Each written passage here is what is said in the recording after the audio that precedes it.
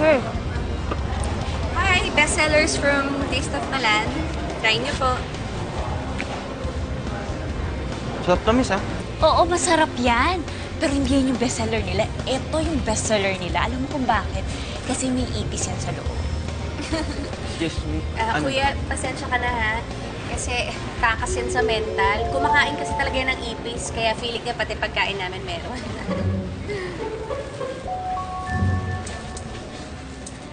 Ay, hello po. Miss, sigurado ko ba bibili dyan? Single or married?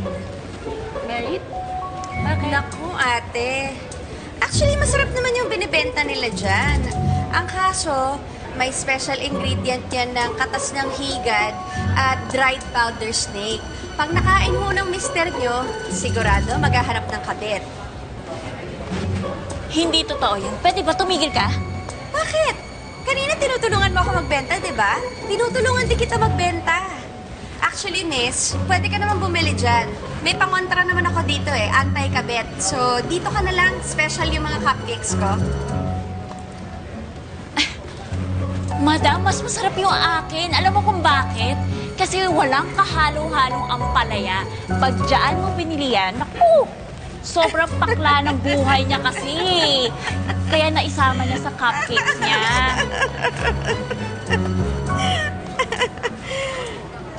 Kunin niyo po. Halika na.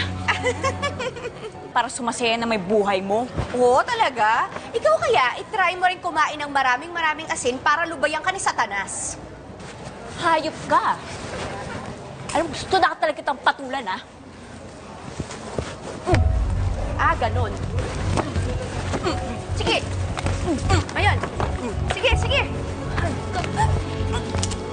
Yan ang bagay sa'yo! Ha? Ha? Magsama kayo ng kapatid mo na peste sa buhay ko! Hindi nyo talaga ako titigilan kahit saan ako papunta. Hindi nyo ako tantanan. Mga lahi talaga kayo ng demonyong ahas at ampalaya!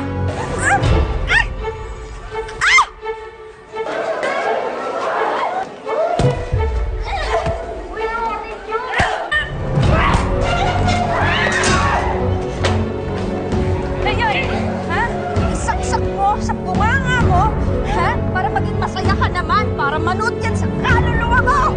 At tigilan mo na ako! Bitawan mo ako! Bitawan mo ako!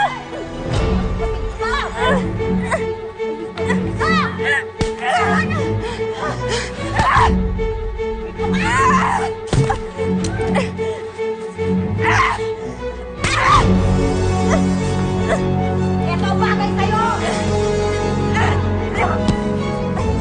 Bitawan niyo ako! Tumahalap kayo! Dagdagan natin pagkaswit mo.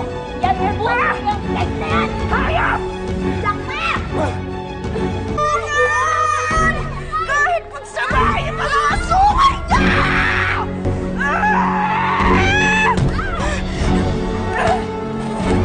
Hindi ka! Hindi ba tayo takot?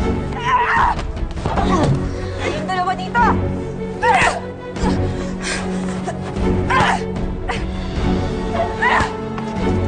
Halika dito mo ba? Dalawa na ako! Sige, dyan! Tapakin mo nga!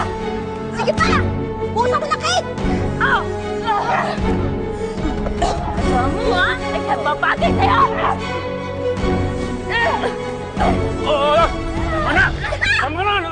Tama na! Georgia! Tama na! Kapatid ko! Ano ba kayo? Hindi na kayo nakontento? Pagkatapos yung ganunin si Emma, pagtutulungan niyo pa? Siya nagsimula ng gulo! Hoy!